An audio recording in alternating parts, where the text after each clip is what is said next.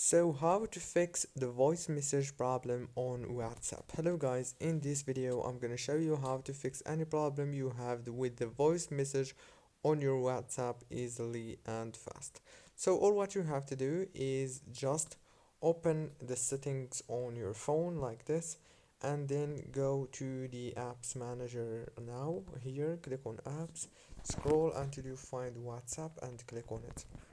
After you click on WhatsApp, now all what you have to do on this page is just go to this for stop. This is the first step, and then go to the notifications management and make sure that all the notifications are enabled, especially this option of other notifications.